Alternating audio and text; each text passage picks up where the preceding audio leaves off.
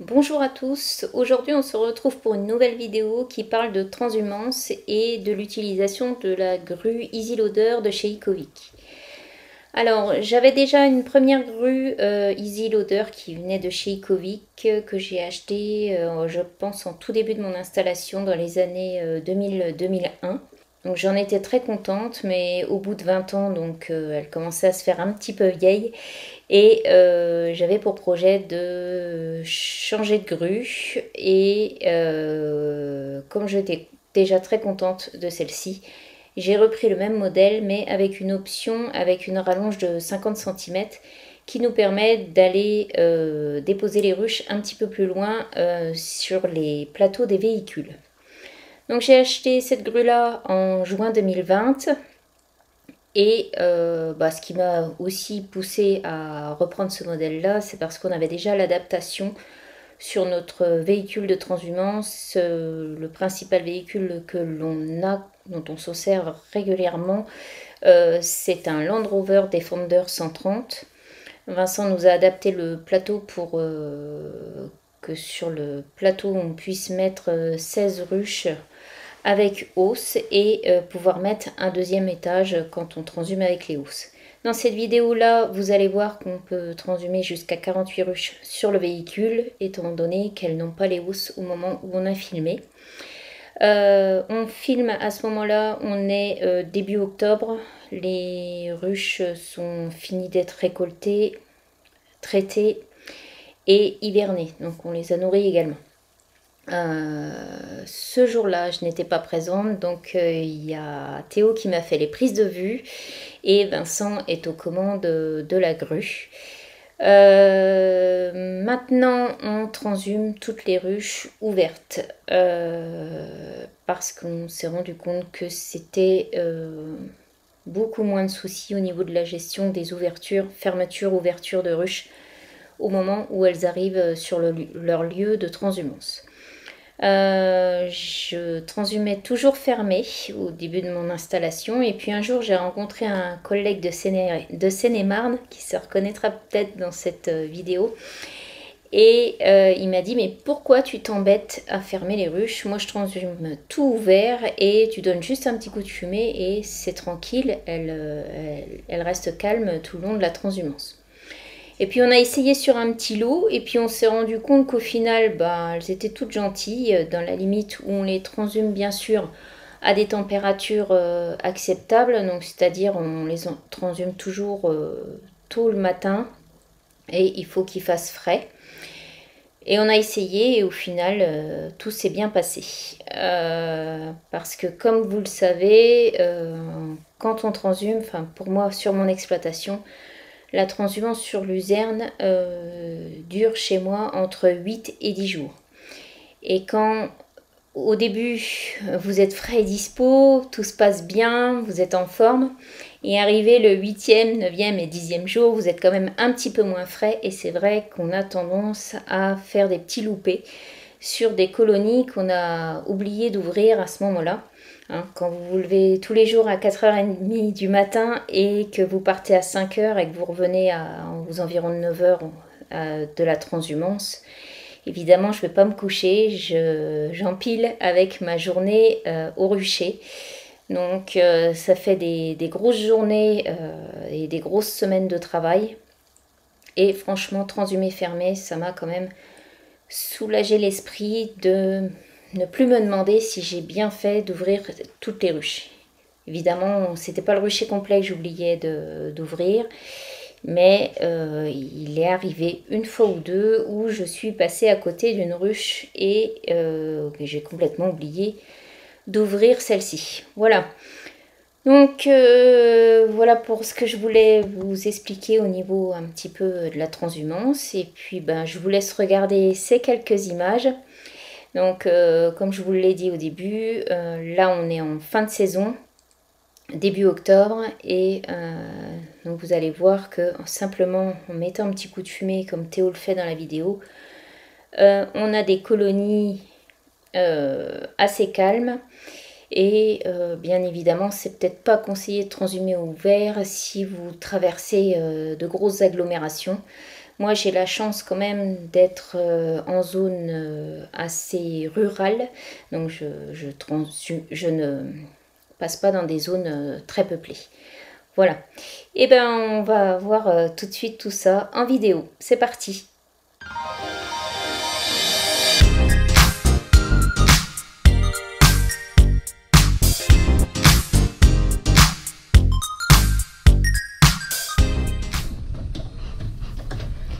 Voilà, donc comme je vous avais expliqué, Théo passe devant chaque ruche et puis il met 2-3 petites coups de fumée pour que les abeilles soient prévenues de notre passage et que tout se passe bien pour pas qu'elles sortent en furie énervées de la ruche.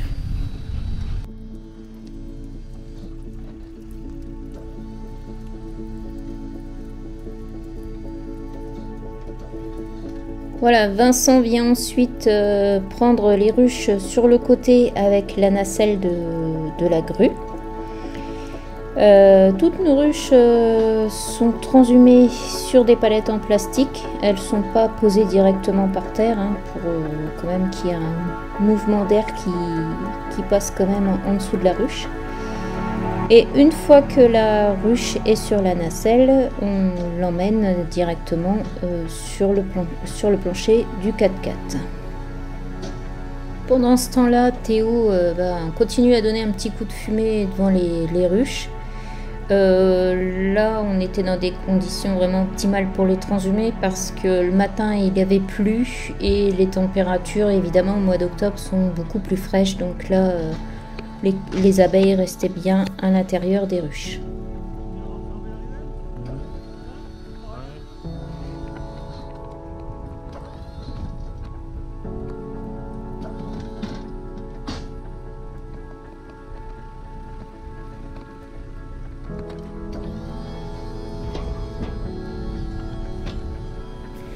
Voilà, une fois que le chef a mis 8 ruches sur un des côtés du 4x4, généralement on ferme la ridelle, ce qui nous permet de pouvoir charger l'autre côté du plateau du 4x4 en toute sécurité.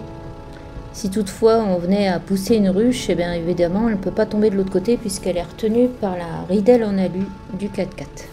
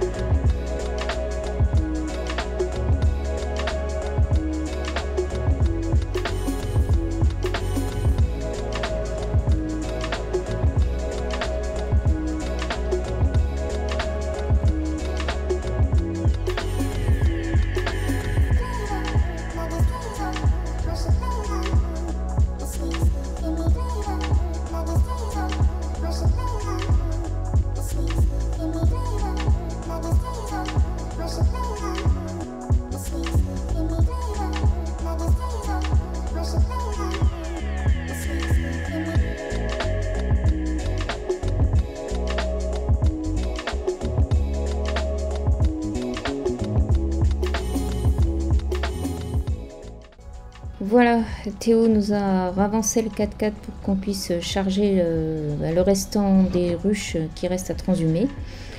Là, je vous parlais donc des ridelles en bois. Donc, Vincent nous a fait 2 ridelles en bois qui permet de retenir la deuxième rangée en hauteur des ruches. Et il y a une deuxième ridelle en bois qui permet de maintenir la troisième rangée de ruches parce que bien souvent, quand on a beaucoup de ruches à transhumer et qu'elles n'ont plus de hausse, on fait 3 étages. Ce qui nous permet de transhumer 48 ruches sur le plateau du Defender 130. Le petit coup de fumée qui va bien pour calmer les colonies. Enfin là, ce jour-là, franchement, ça bougeait pas, c'est le top. Donc Vincent est en train de nous charger le 3e étage de ruches du 4x4. Ce que vous pouvez voir, c'est qu'on a pris la rallonge au niveau de la grue. Donc vous avez une rallonge de 50 cm qui arrive juste là au niveau de la nacelle qu'on va mieux la voir, je pense, une fois qu'on Vincent va reculer la nacelle. Voilà, donc cette partie métallique qui nous permet de charger un petit peu plus loin sur les plateaux, notamment sur le Mercedes Sprinter. Ça nous permet de charger le véhicule et d'aller un petit peu plus loin en profondeur dans le plateau.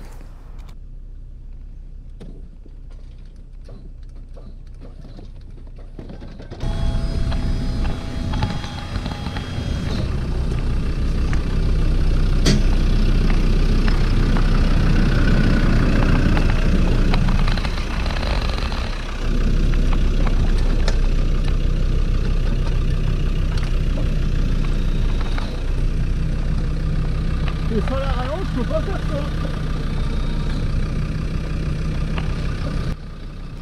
Et voilà, comme le dit si bien Vincent, si on n'avait pas la rallonge de 50 cm sur la grue, on ne pourrait pas se permettre de faire le tour du véhicule avec le bras de la grue. Hein, on serait vraiment trop court, Vincent arriverait au niveau du début du capot, donc il ne pourrait pas faire le tour du 4x4 comme ça sans cette option. Voilà, fin du chargement. Donc ce jour-là, on avait 47 ruches exactement sur le 4x4. Là, Vincent va procéder donc au repliage de la grue. Donc on doit déjà procéder à verrouiller le premier mât. Ensuite, on remballe la rallonge. Et ensuite, on enchaîne avec le retrait des bras. Donc il faut simplement coulisser la partie en métal dans l'autre sens et tout se reclipse d'un côté comme de l'autre. Cette nacelle vient, donc on remballe le deuxième bras, voilà, et la nacelle vient se glisser à l'arrière du véhicule dans son rack prévu à cet effet. Ensuite, il faut mettre les contacteurs de niveau, sinon le bras ne se replie pas. Pour cela, on a deux contacteurs qui doivent être remis l'un en face de l'autre. Et ensuite, on n'a plus qu'à replier la grue en faisant attention de ne pas coincer le câble de la grue au moment du repliage. Et puis ensuite, on n'a plus qu'à remettre les deux petites sangles, les deux petits cliquets qui sont prévus à cet effet, donc pour maintenir les bras. Il y en a un sur le côté droit et l'autre sur le côté gauche. Et voilà, donc la grue est prête. Nous, on est prêt pour repartir pour transhumer. On sangle chaque rangée et ensuite nos colonies partent sur leur emplacement d'hivernage. Donc où elles passeront l'automne et l'hiver.